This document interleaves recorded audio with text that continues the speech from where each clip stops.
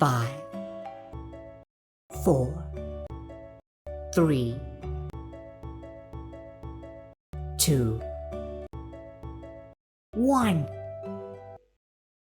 Mr. Deputy Chairman, Sir, our railway system is the largest in Asia and the fourth biggest, perhaps in the whole world, employing about 20 lakhs of people.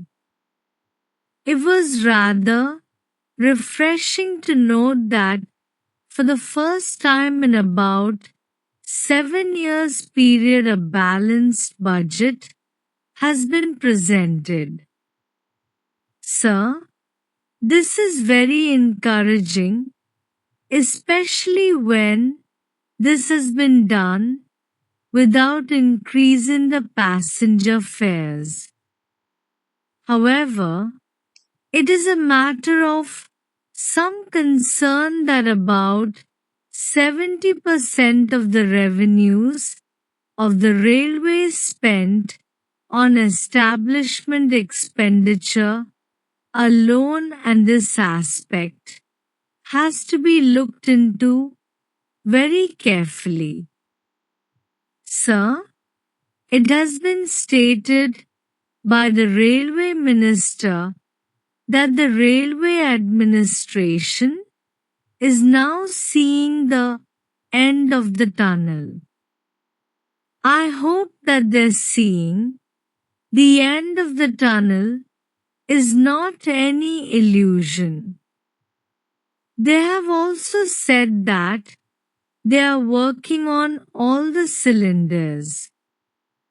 But apparently, talking in technical terms, it appears that the cylinders still lack the compression. Otherwise, the performance should have been much better. Sir, there is another important thing to which I would like to invite the attention of the Honorable Railway Minister, and that is the Railway Board. It is a very familiar and popular topic of criticism in both the Houses of Parliament. Well, sir, it is high time that the Minister and the government had a second look at it and took a view on whether the Railway Board has served its utility or still it is required to serve the railways and the country. Sir, this utility has to be established and only then the Railway Board is to be allowed to continue. Otherwise, we will have to agree that it is only a white elephant.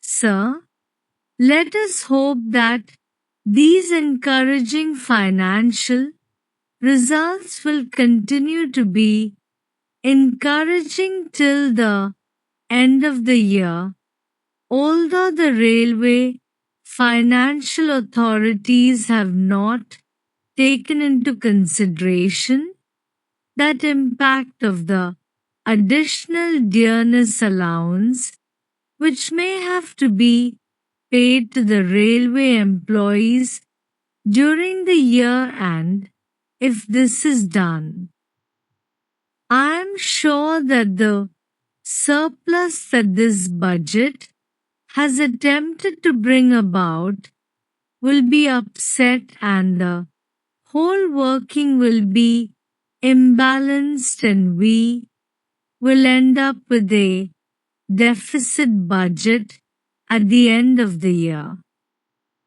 However, I am not very much despondent about this matter because the railways have been rather conservative in making their estimates of earning from freight and passenger traffic, and if our hopes of getting additional revenue materialize, I hope it would be possible to provide adequate cushion for the payment of the increased dearness allowance which may be given to the railway employees in due course. Sir, for improving the image and the working results of the railways, they will have to work very hard. It is too early to expect that the budget will not have any inflationary impact at all.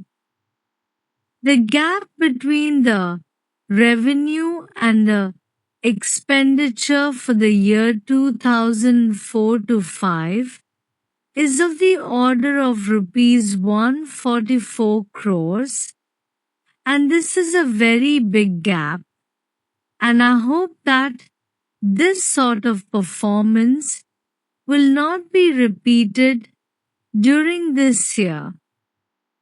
As things stand today, and if past performance is any indication, the prospect of any striking improvement in the efficiency and productivity of the railways is still very doubtful.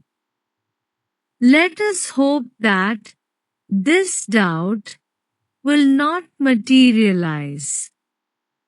For instance, in the year 1995 to 96, the railways carried 200 million tons of goods traffic.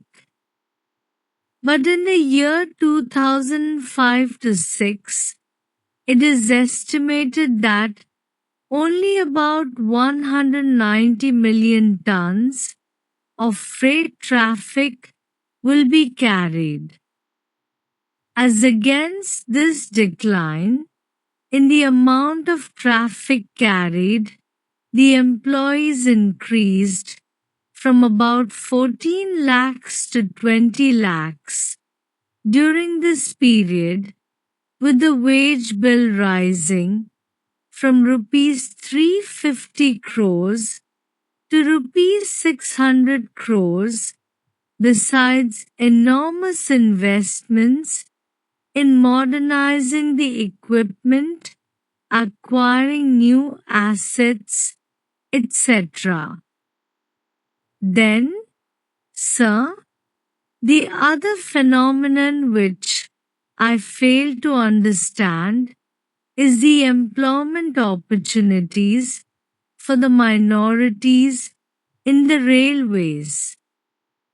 The minorities used to form a very appreciable percentage of the total employment in the railways, but today, sir, I think the railway authorities will have to try rather hard to work out a percentage for them.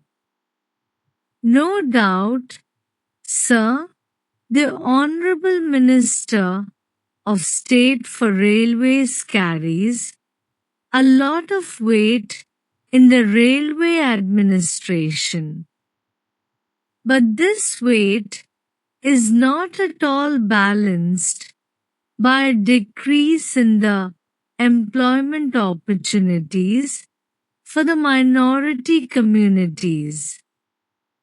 Sir, another important factor which I would like to mention is that efficient maintenance is the backbone of any transport system.